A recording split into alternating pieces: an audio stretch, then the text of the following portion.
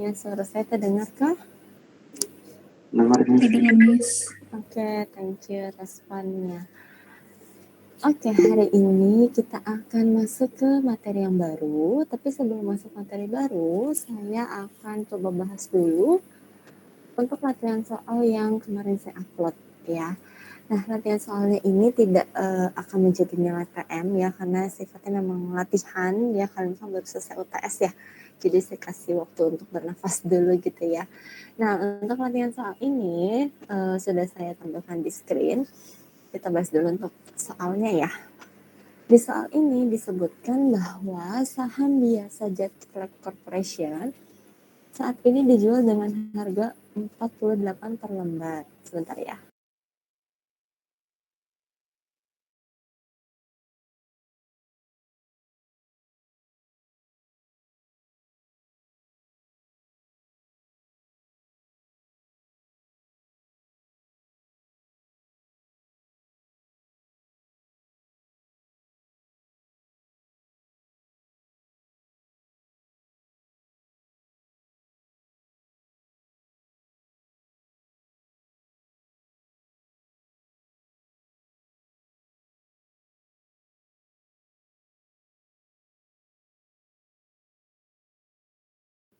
Oke, sorry ya, kita lanjut. Saham biasa Jet Flag Corporation saat ini dijual dengan harga $48 per lembar. Nah, di sini kalian kalau ada yang ngeprint soalnya atau nyatet, boleh digarisbawahi, harga jualnya ini akan menjadi harga pasar.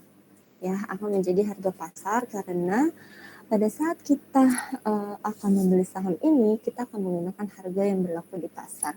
Ya, harga yang dijual di pasar akan menjadi market price, dan harganya ini biasanya per lembar ya untuk harga.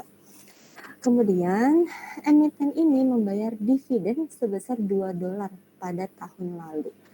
Nah, di sini juga kalian perhatikan atau kalian bercatatan. Dividen yang digunakan di sini $2 itu artinya adalah per lembar. Ya, dividen ini per lembar. Kalau misalnya informasi soalnya adalah total dividen, ya, saya coba sambil ketik di chatroom. Nah, misalnya nih ditulisnya adalah total dividen, maka total dividen ini adalah sama dengan dividen per lembar yang dikalikan dengan jumlah lembar saham beredar. Gini ya, jadi kalau informasinya adalah total dividen, maka total dividen ini sumbernya adalah dari dividen per lembar yang dikalikan dengan jumlah lembar saham beredar, ya. Nah, kalau misalnya yang akan kita gunakan di sini itu justru hanya yang per lembar.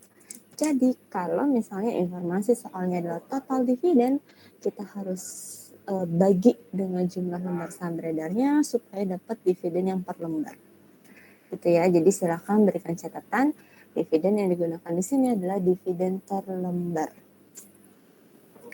Nah, kemudian di sini kalimat berikutnya adalah $2 ini pada tahun lalu, ya. Pada tahun lalu, artinya dividen ini sudah dibayarkan, ya, sudah lewat. Nah, kalau sudah lewat, kita kan punya D0 dan D1, ya. 0 sama 1 adalah mana? Adalah 0. Kalau ini informasi dividennya adalah tahun lalu, sudah lewat, berarti D0, gitu ya. Nah, berarti kita punya angka D0 itu sebesar $2, ya.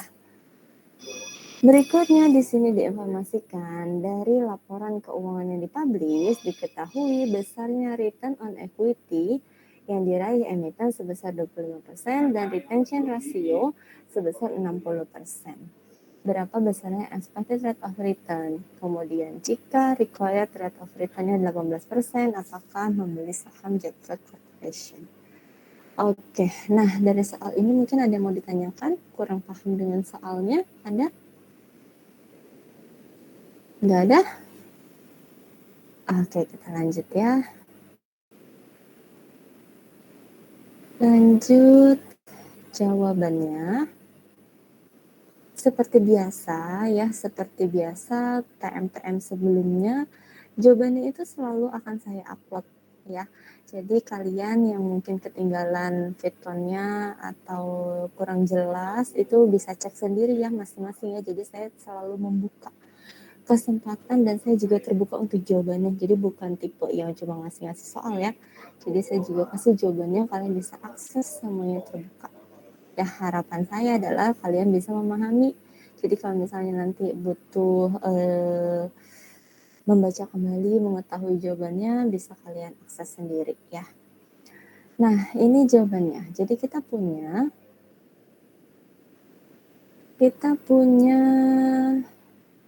harga pasar ya.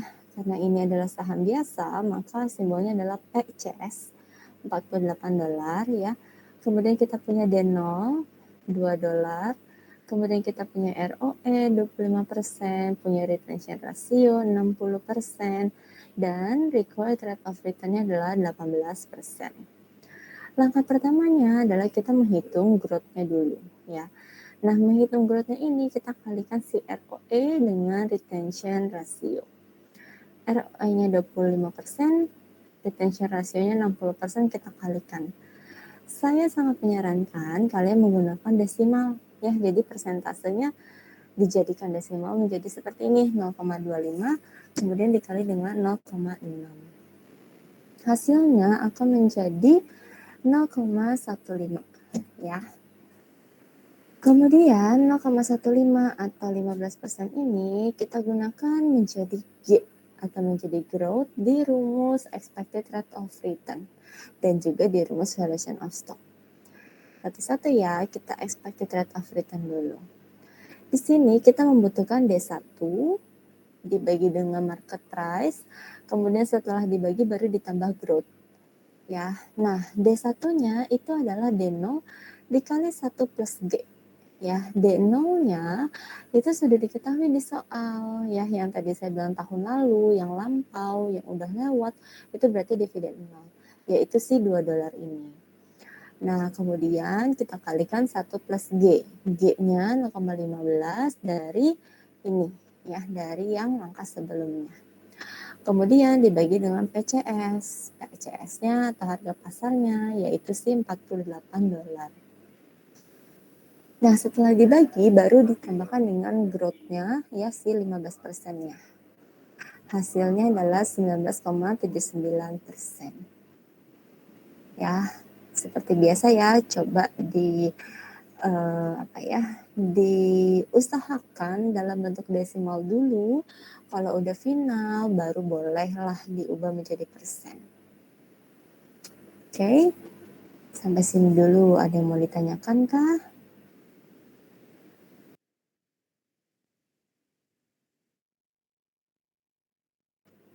Nggak ada ya? Lanjut lagi kalau gitu. Berikutnya adalah valuation of stock. Valuation of stock ini kita butuh D1-nya kembali, kemudian kita bagi dengan RCS yang dikurang dengan G. RCS atau required rate of return ya, itu yang ditentukan di soal 18%, kemudian dikurangi dengan growth 15%. Ya, D1-nya masih sama seperti yang di expected rate of return, diperoleh dari D0 yang dikalikan dengan 1 plus G. Ya, hasilnya adalah $76,67. Jangan lupa kerjakan dulu yang di dalam kurung ya. Ini juga kerjakan dalam kurung dulu, baru dikalikan 2 ya. Oke, terakhir adalah kesimpulannya. Nah, kesimpulannya kita bandingkan dua hal ya, jangan lupa. Kita bandingkan dari sisi return dan juga dari sisi harga. Dari sisi return, kita punya yang namanya expected rate of return ya. Ini yang saya blok kelihatan kan ya? Boleh salah satu info?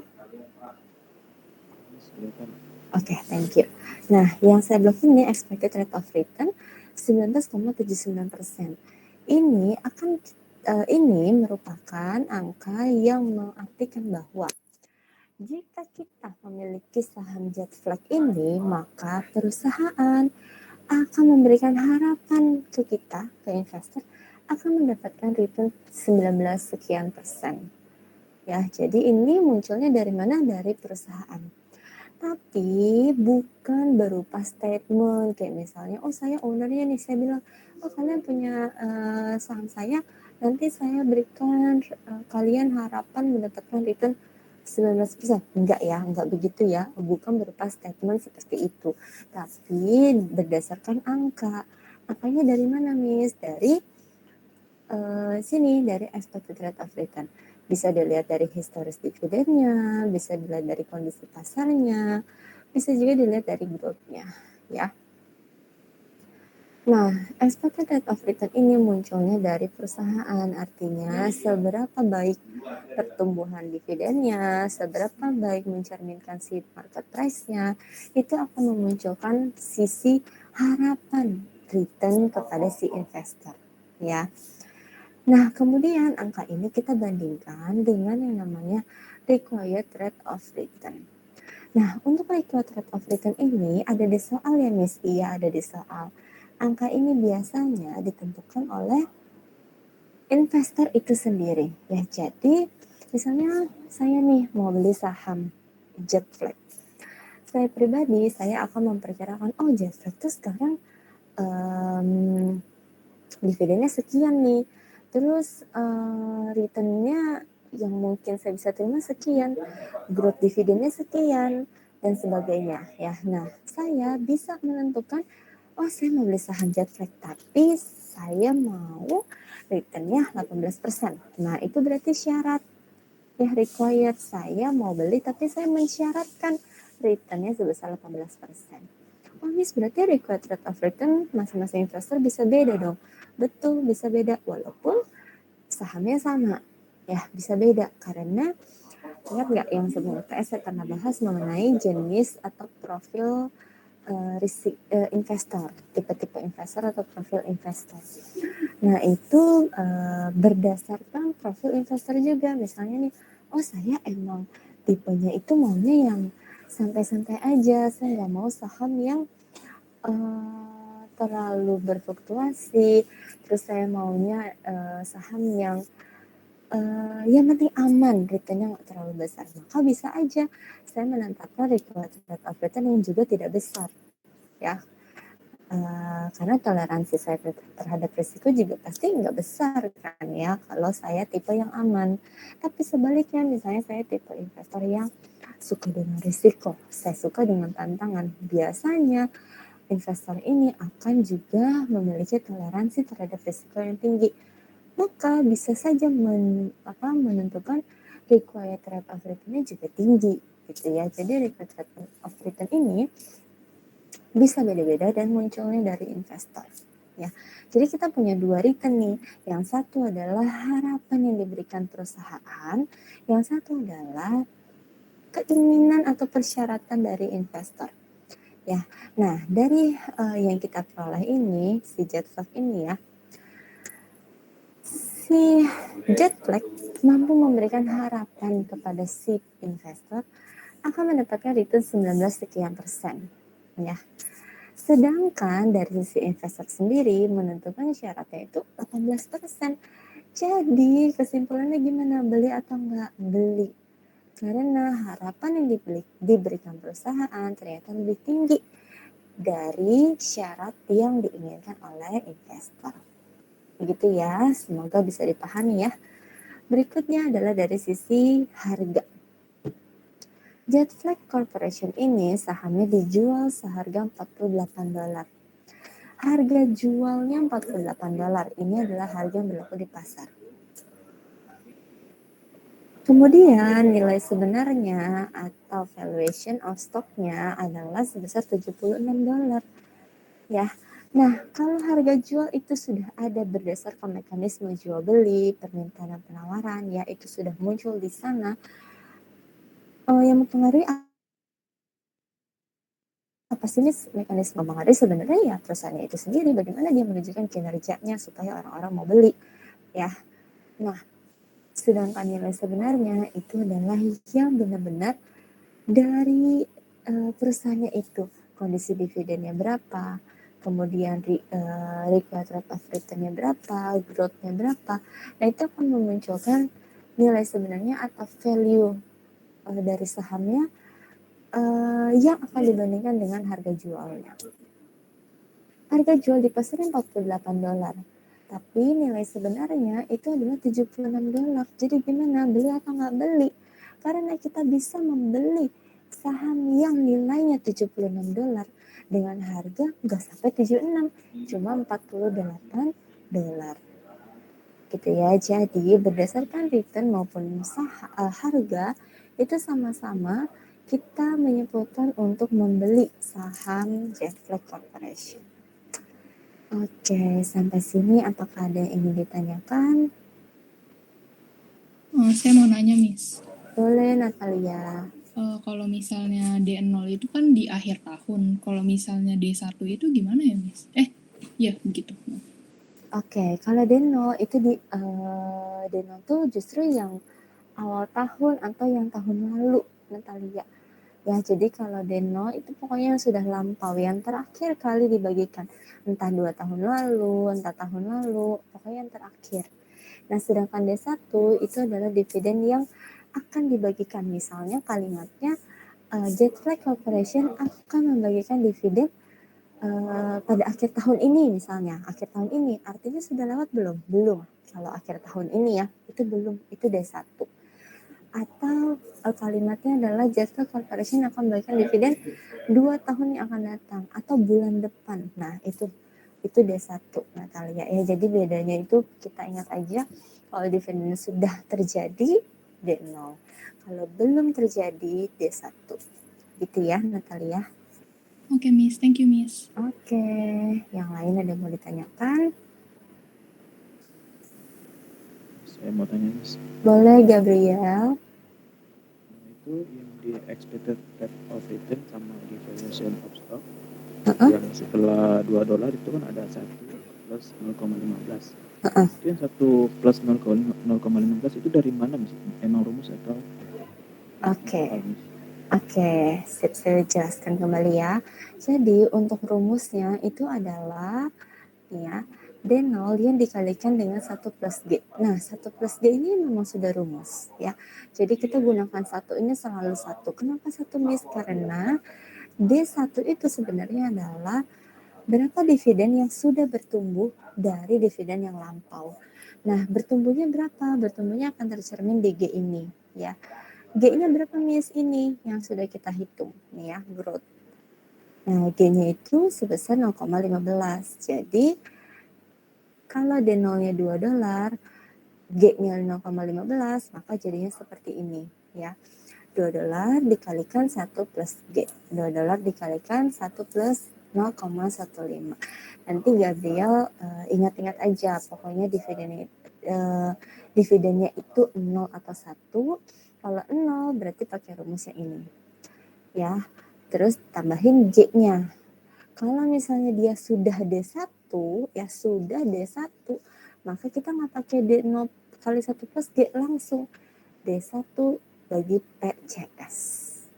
Ya, misalnya D1-nya 3 gitu ya. Berarti langsung 3 dibagi $48. Ya, gitu ya Gabriel. Oke. Thank you, Miss. Oke. Ada lagi yang ingin ditanyakan? Oke, kalau nggak ada nanti saya upload ya di portal ya. Oke, saya lanjut ke materi yang baru dulu ya.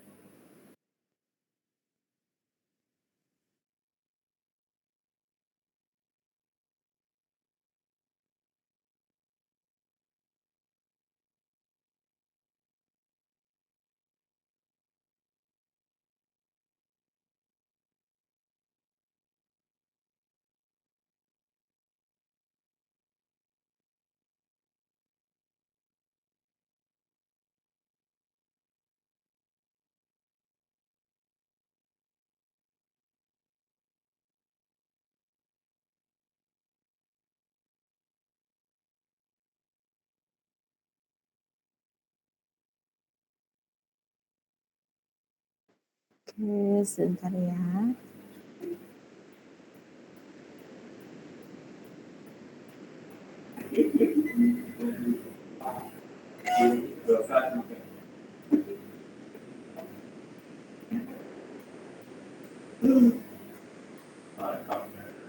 Oke.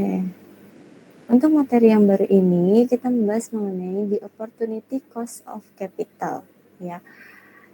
The opportunity cost of capital ini adalah peluang untuk mendapatkan biaya modal, ya. Di sini dijelaskan terlebih dahulu teorinya mengenai biaya modal. Ya, biaya modal di sini diartikan sebagai biaya peluang modal perusahaan. Misalnya nih, biaya peluang itu apa nih? Misalnya, kalian punya uang misalnya 1 miliar, ya. Nah, 1 miliar ini kalian punya opsi, punya alternatif, bisa diinvestasikan di saham, bisa diinvestasikan di obligasi misalnya. Di saham misalnya returnnya adalah 8% gitu ya, di saham 8. Kemudian di obligasi misalnya 10% ya. Nah, kalian misalnya milih investasi di obligasi yang 10%. Ya, berarti kalian kehilangan peluang untuk mendapatkan return dari saham yang besarnya tadi 8%. Ya, kan kita nggak jadi nih nanam saham. Kita nggak jadi simpan uangnya di saham. Berarti kita dapat nggak 8% ya? Tidak. Yang kita dapat adalah yang obligasi, yaitu yang 10%. Ya. Nah, biaya peluang ini muncul ketika kondisi ini terjadi, maka biaya peluangnya itu adalah si 8%. Ya, biaya peluangnya adalah si 8%, makanya di sini dia sebut biaya peluang adalah biaya yang dikeluarkan dalam perusahaan menentukan alternatif terbaik ya. Jadi kalau misalnya ada opportunity peluang tuh, ada peluang sebenarnya tapi kita nggak ambil, nah itu berarti akan muncul biaya. Biayanya ini sebenarnya kita bayarkan nggak sih, Miss? Tidak ya, sebenarnya kita nggak bayarkan biaya peluang itu. Nah, sedangkan biaya modalnya itu sendiri ya, biaya modalnya itu sendiri itu juga sebenarnya kita nggak bayarkan sih. Nanti saya jelasin ya kenapa sebenarnya kita nggak ada statement pembayaran biaya atau beban modal gitu ya. Nah, sebelum masuk ke pemahamannya, saya tunjukkan dulu ya dari teori awalnya dulu nih supaya nggak bingung. Nah, teori dasarnya dulu nih, kita punya yang namanya biaya hutang, ya, cost of debt. Biaya hutang atau cost of debt ini adalah biaya yang muncul ketika kita mendapatkan modal dari bentuknya hutang. Misalnya nih, kalian minjem uang ke bank. Kalian melakukan yang namanya hutang. Nah, ketika kalian melakukan hutang, melakukan pinjaman, kalian akan mendapatkan kewajiban untuk membayar bunga, ya, interest. Nah, bunga atau interest itu yang akan menjadi besarnya biaya hutang. Gitu ya, simple nih kalau biaya hutang ya. Kalau bond market price ini hanya untuk diingatkan kembali ya, untuk bond market price seperti ini rumusnya. Nah, berikut yang perlu kalian perhatikan lagi di sini. After tax cost of debt. Cost of debt tadi saya contohkan adalah bunga bank. Ya, tadi saya contohkannya adalah interest of bank-nya.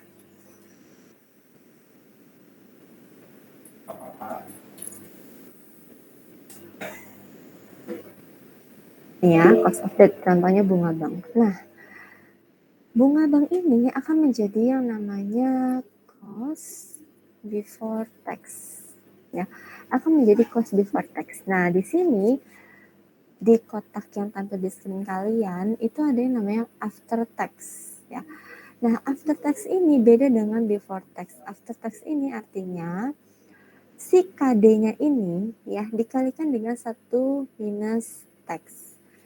KD yang dimaksud di sana ya itu sama dengan interestnya ya, atau sama dengan ya, karena kita lagi bahas bunga hutang ya, jadi saya bisa tuliskan KD itu sama dengan interest ya, atau KD itu sama dengan biaya modal untuk hutang atau debt. Ini ya, KD itu biaya modal untuk hutang atau debt. Ya, nah, jadi karena tadi saya bilang cost before tax, karena saya bilang cost of debt ini adalah hutang bunga bank contohnya. Nah, bunga ini disebutnya baru sebagai cost before tax, maka kita harus hitung yang namanya cost after tax. Cost after tax ini kita kalikan si KD-nya atau si bunga banknya dengan 1 min tax. Ya, simple nih kalau untuk biaya hutang, tinggal kita keluarin aja dari pajak. Kemudian berikutnya ada yang namanya saham preferen. Nah, kalau saham preferen berarti biaya yang akan muncul dari perusahaan menerbitkan saham preferen. Ya, Nes menerbitkan saham itu kan nggak ada hutang perhutangan, kok ada biaya, ada yang namanya biaya.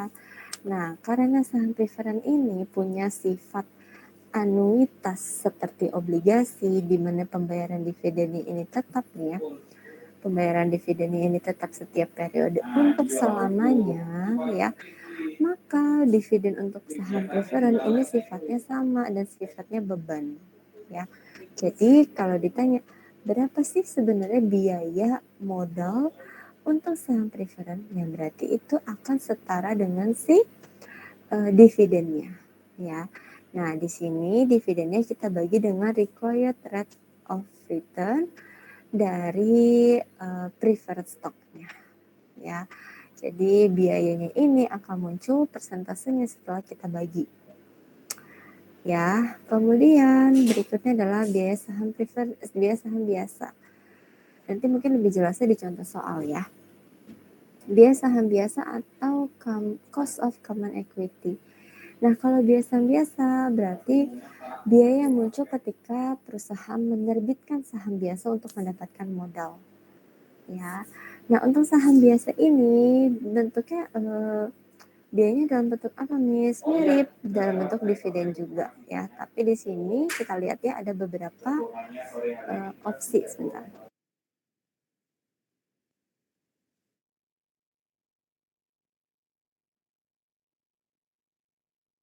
Oke. Nah, opsi yang pertama atau model yang pertama itu adalah the dividend growth model ya. Dividend growth model ini artinya kita memperhitungkan dividen yang bertumbuh. Kita sangat concern pada dividen yang bertumbuh. Makanya kita akan gunakan dividen yang terbaru, dividen yang telah bertumbuh atau yang disebut D1. Ya, makanya kita gunakan di sini D1. Kita harus perhatikan dividennya ini adalah dividen yang terbaru ya. D1-nya ini kita bagi dengan KCS yang dikurangi dengan growth. Ya. Nah, KCS-nya akan diperoleh dengan D1 dibagi dengan PCS ditambah dengan growth. Ini rumusnya sama kayak yang latihan soal tadi kita bahas. Betul, sama. Ya, jadi K, I, R itu sama, semuanya adalah interest atau sifatnya dividen. Ya, sama ya. Discount rate itu juga sama. Nah, berikutnya ada model CAPM. Nah, kalau CAPM model yang biasa disingkat CAPM ini, kita akan bahas secara kulitnya aja ya, karena mata kuliah topik ini akan dibahas lebih dalamnya itu di mata kuliah peminatan manajemen keuangan. Ya, jadi di sini kita membahas kulitnya aja. Kulitnya artinya kita sudah diketahui RF-nya berapa, beta yang ini, betanya berapa sudah diketahui, RF atau tingkat bebas risikonya sudah diketahui, risk marketnya atau CRM sudah diketahui juga ya. Kita tinggal masukin aja ke rumus ini masing-masing ya.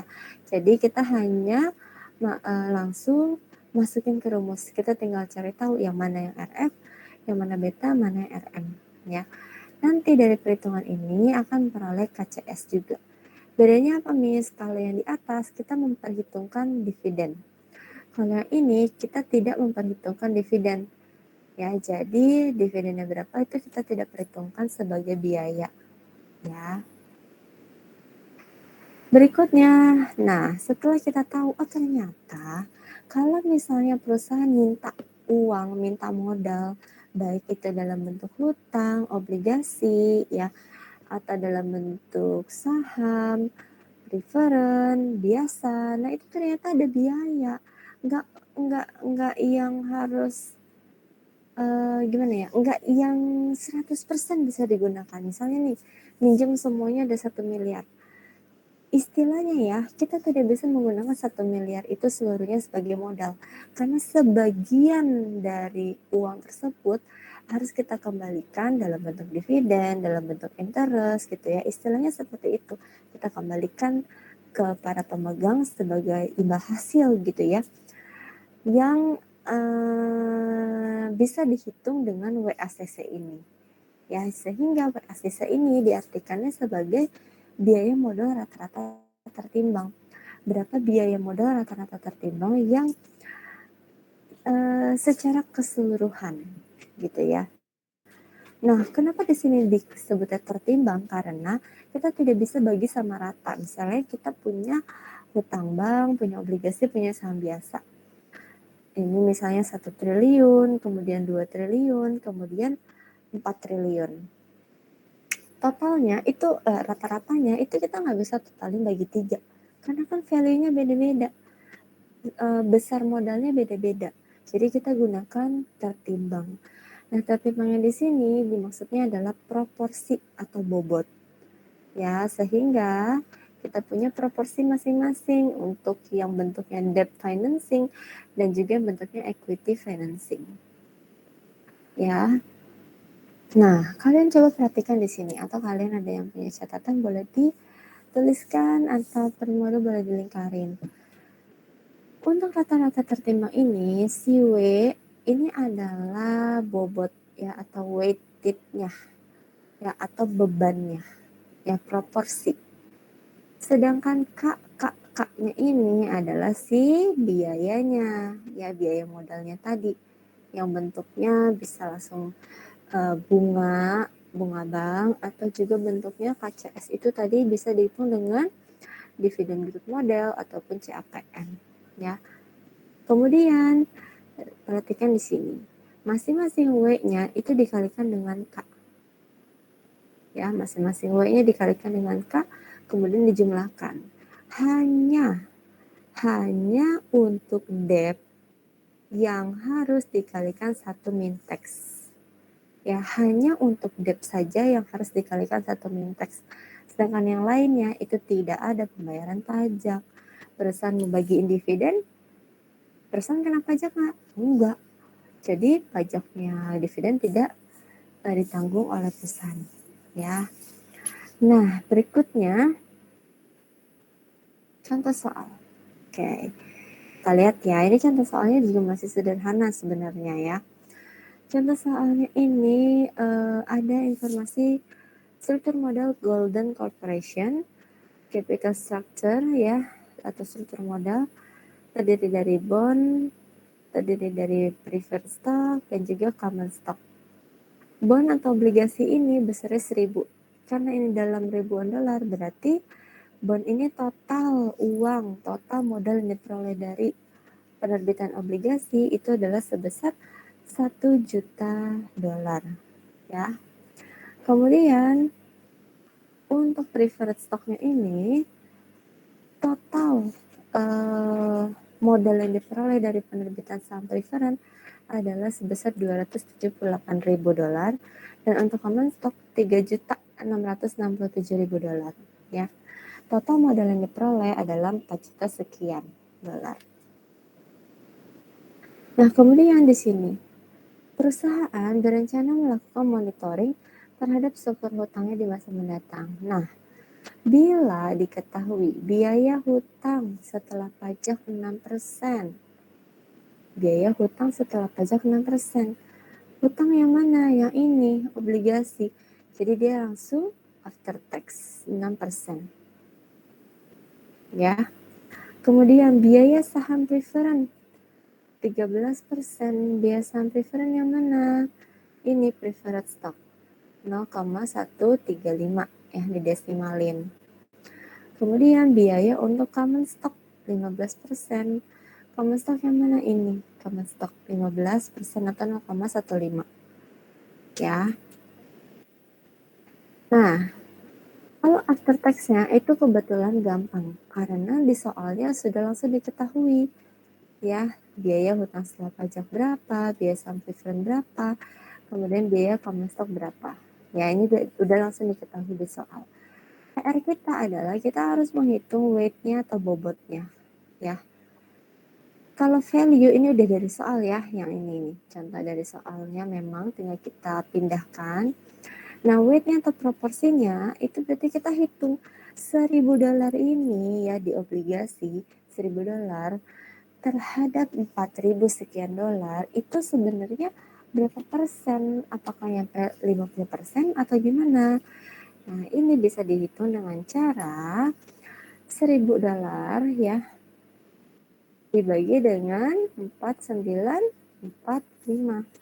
Ya, jadi kita bagi si bondnya itu berapa dibagi dengan total keseluruhannya untuk mendapatkan proporsinya. Oke. Nah, coba satu orang kalau preferred stock ini gimana caranya? Silakan chat di box room. Di room chatnya atau di room boxnya. Kalau preferred stock bobotnya diperolehnya dari mana nih? Natalia, oke. Natalia menjawab dari 278 dibagi dengan 4945. Oke, good Natalia. 1 poin untuk Natalia. Oke, nah berikutnya ada satu lagi nih. Silahkan, ada yang mau coba? Kalau ini dapatnya dari mana nih? Oke, Sharon. Nah, Sharon menjawab 3667 dibagi 4945. Oke, good. Benar ya, Sharon ya. 3667 dibagi 4945. Oke. Jadi seperti itu ya. Maka ketika si totalnya ini dibagi dengan dirinya sendiri akan berjumlah 100%. Oke, Sharon. Oke, lanjut lagi. After tax ini sudah ya diketahui di soal. Nah, berikutnya adalah cost yang sudah tertimbangnya. Cost yang bukan tertimbang ya, cost yang sesuai dengan timbangannya atau bobotnya. Nah, kalau yang punyanya belum selesai Tommy, belum saya persilahkan Tommy, sabar ya. Perhatikan ancang-ancang saya Tommy. Saya contohin dulu nih Tommy, kalau yang bond obligasi berarti weighted cost-nya adalah kita kalikan yang namanya si weight-nya atau 0,2022 dengan cost of capital yang after tax yaitu 0,06. Tommy, yang itu nomor bonds itu bagian saya ya. Silahkan yang preferred stock. Satu orang. Oke, udah siap nih kayaknya Tommy nih. Ya, jadi untuk yang preferred stock berarti kita peroleh dari si weight-nya atau 0,0562 ya kita kalikan dengan si after tax cost of capitalnya yaitu 0,135. Oke, Tommy. Oke, satuan terakhir common stock. Gimana ini caranya? Sharon duluan nih ya. Oke, Sharon, Agus, Krisna, sama Fiona. Paling duluan siapa? Sharon ya? Oke, jawabannya sama, tapi yang duluan Sharon. 0,7416 dikalikan dengan 0,15. Oke, good. Sharon lagi ya. Sip. Jadi kita sudah bisa mengisi tabel ini ya. Value ini dari soal, kemudian weighted ini kita hitung proporsinya, after tax cost of capitalnya kebetulan ada di soal, dan weighted cost-nya kita kalikan weight-nya dengan cost-nya. Langkah yang terakhir adalah kita jumlahkan. Ya, kita jumlahkan weighted cost-nya ini. Hasil yang diperoleh adalah 0,1310 atau 13,1%. Nah, artinya apa nih? Artinya dari seluruh modal yang kita punya, yang kita peroleh yaitu 4 juta sekian ini ya, ternyata kita nggak bisa nikmatin seluruhnya. Karena kita harus istilahnya kita harus balikin duitnya ke para kepada para pemberi pinjaman obligasi, pemberi dana PS, pemberi dana CS, bentuknya masing-masing, baik itu kupon, dividen gitu ya, sebesar 13,1%. Ya, atau setara dengan 647.000 dolar. Ya, jadi kalau misalnya ya kalian sebagai perusahaan dapetin duit, jangan langsung habisin semuanya, jangan langsung jangan langsung semuanya 100% diplot untuk ekspansi ABC gitu. Ya, jadi kita harus sisihkan biaya modalnya supaya nanti nggak kewalahan untuk membayar biaya modalnya ini ya. Nah, besarnya biaya modal ini juga bisa akan membantu kita ya pada saat ingin gini. Misalnya kalian butuh 4.900 sekian dolar ya. Kalian udah tahu nih, oh kayaknya bisa deh dari obligasi 1.000, dari preferred stock 5,62% deh boleh, dari common stock boleh deh sekitar 7%-an misalnya. Hal ini akan mempengaruhi kalian pada saat mengambil keputusan. Jadi, misalnya dilihat nih, oh ternyata kalau kita ambil dana modal dari bond atau obligasi, after tax cost of capitalnya lebih murah loh. Kalau gitu kita gedein aja si bond ini yang 50% misalnya. Boleh, ya itu bebas, tergantung perusahaan ya. Nah disinilah akan muncul perubahan lagi tuh struktur modalnya.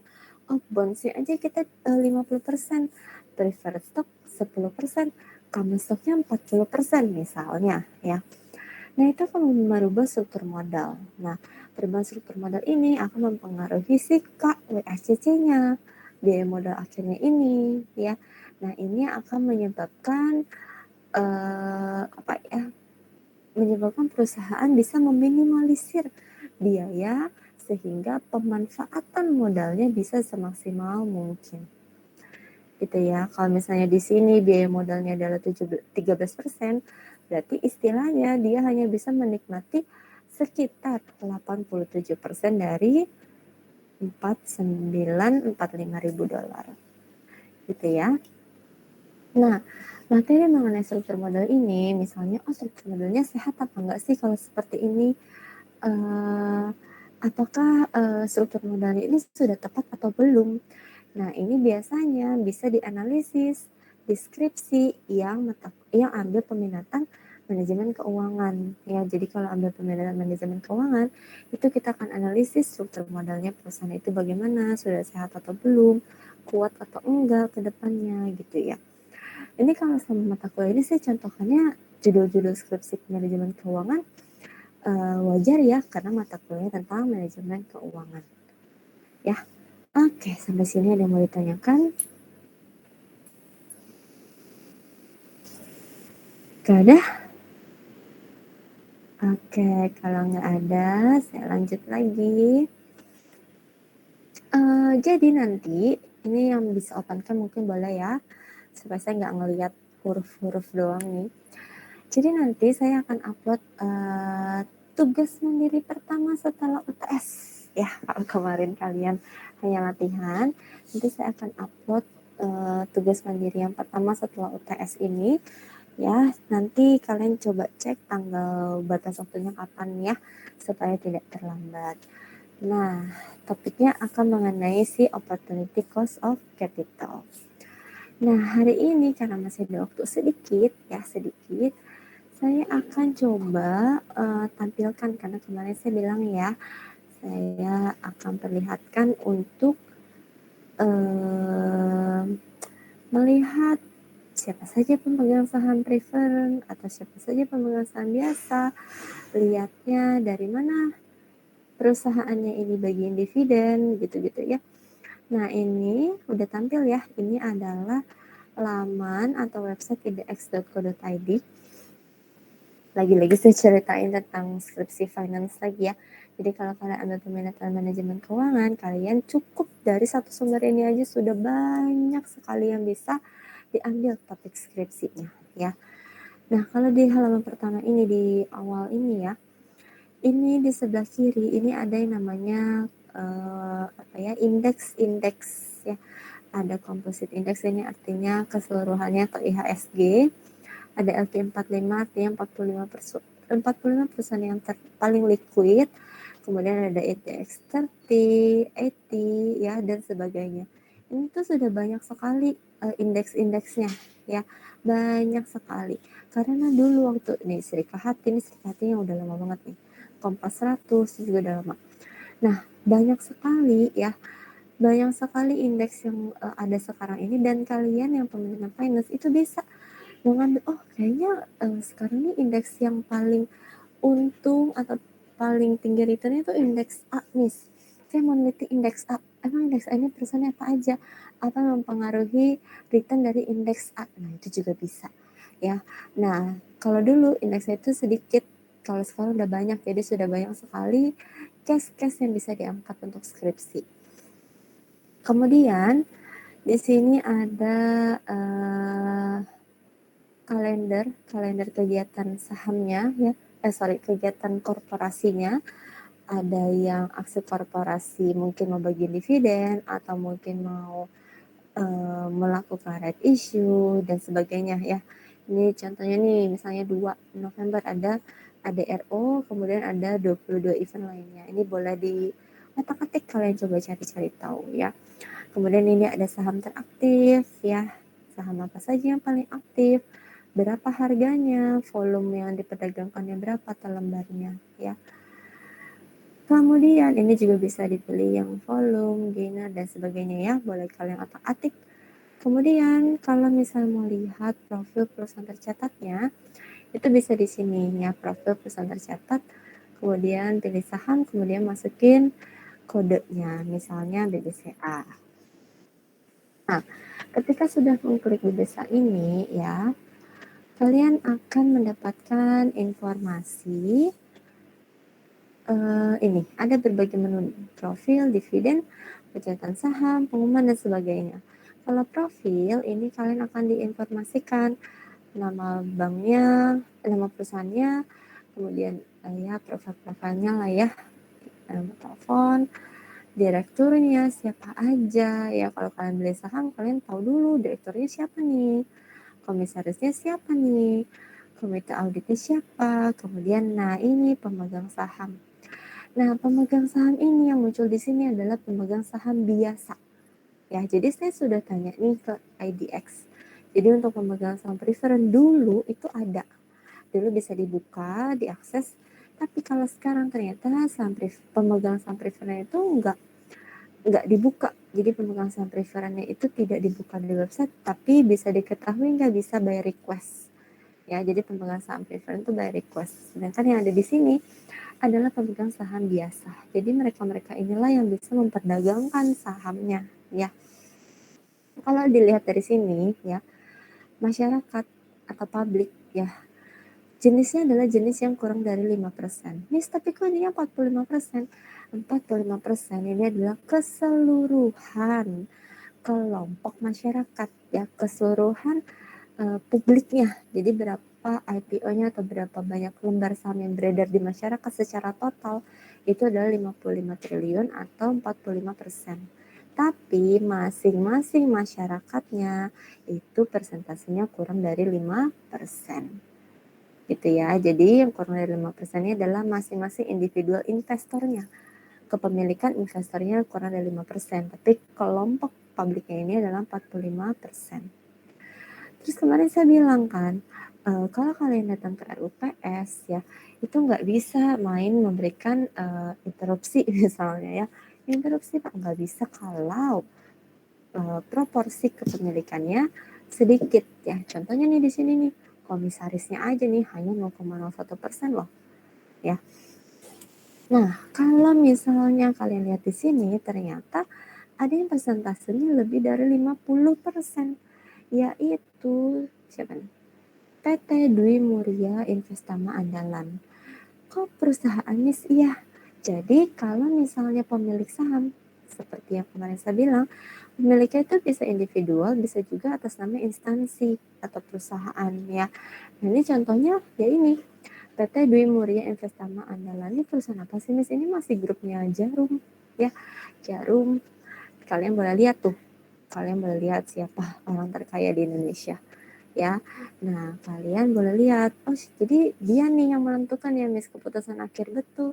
Dialah yang menentukan apakah keputusan akhirnya A atau B, gitu ya. Karena suaranya adalah lebih dari 50%, ya. Nah, kemudian di sini ada anak perusahaan, kemudian ada menu. Ini kita sekilas saja ya, kalian bisa otak-atik sendiri nanti. Nah, ini ada menu dividen, artinya BCA ini ya pada tahun 2021 dia akan membagikan dividen tunai. Nah, ini contohnya nih yang tadi di chat box-nya, di chat room-nya saya contohkan kan, saya bilang total dividen sama dengan dividen per lembar dibagi dengan jumlah lembar saham yang beredar. Nah, ini contohnya total dividen. Jadi total dividen itu biasanya jumlahnya digitnya banyak ya karena dia total. BCA membagikan 3 apa nih? 3.000 triliun ya? 3.000 triliun loh, hebat banget. BCA ada yang punya saham BCA di sini? Ada? Nah, kalau kalian nih kita lihat ya, tanggal tanggal X date-nya dan juga record date-nya atau pencatatan dan juga payment date. Nah, kalau misalnya di sini kalian memiliki saham perusahaan ini, memiliki saham BCA sampai tanggal 16 November kemarin, kalian akan tercatat untuk mendapatkan dividen saham BCA, ya. 17 November ini artinya sudah tidak bisa lagi nih, sudah lewat. Kalau mau memiliki saham BCA, mendapatkan dividen saham BCA udah nggak bisa kalau yang baru memiliki tanggal 17. Pencatatannya, nah ini adalah record date-nya, jadi si BCA ini akan akan mencatat siapa-siapa saja investor yang mendapatkan dividennya. Dan pembayarannya akan dibayarkan di tanggal 7 Desember. Gitu ya. Terus kalau setelah tanggal 16 nih, kan udah sudah masuk kategorinya. Terus tanggal 18 udah dicatat. Tanggal 19 saya mau lepas, saya masih dapat dividennya nggak? Masih. Ya masih dapat. Yang penting tanggal pencatatannya 18 November dan kalian masih memilikinya di tanggal 16 November. Nah, ini pencatatan sahamnya, ini ada tindakan korporasinya. Tindakan korporasi itu artinya apa saja strategi-strategi korporasi dari sisi keuangan yang bisa dilakukan perusahaan. Dan di sini ada partial delisting, ini artinya perusahaan menghilangkan lembar saham yang telah beredar, ya. Kemudian stock split, ini artinya perusahaan membagi harga sahamnya menjadi 2 dan lembar sahamnya jadi double kalau secara lembar, ya. Jadi misalnya satu lembarnya harganya 10.000, ketika stock split satu lembarnya menjadi 5.000, ya. Ketika kalian punya satu yang harganya 10.000 dan perusahaan melakukan stock split menjadi 5.000, maka otomatis jumlah lembarnya menjadi 2. Yang jumlah lembar saham kalian akan terdobel kali 2 menjadi 2 karena harga per lembarnya 5.000 bukan lagi 10.000 gitu ya. Jadi perusahaan tetap akan menjaga market capitalization-nya. Kemudian ini ada pengumuman yang akan disampaikan perusahaan. Kemudian ini ada obligasi, info perdagangan, kalender dan sebagainya. Ada bond issue-nya juga.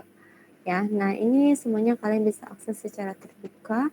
Ya, bebas kalian mau mencari apa di sini. Di sini juga ada berbagai aksi korporasi seperti yang kemarin kita bahas, ada HMETD, ya, kemudian ada waran atau right issue, ada IPO, perusahaan apa aja yang mau melakukan IPO ya, perusahaan apa saja yang bagiin dividen dan seterusnya. Ya, nah itu yang buyback. Nah, itu semuanya bisa kalian akses di sini ya.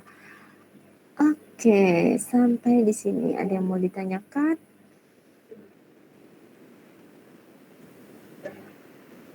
Gak ada yang mau ditanyakan? Oke, jadi utang saya udah lunas ya. Kemarin kan saya bilang mau kasih lihat pemegang sahamnya gitu ya. Nah, berarti minggu depan kita akan masuk ke materi yang baru ya mengenai capital budgeting ya, kalau nggak salah ya. Kemudian ada soal tugas juga yang akan saya sampaikan di portal.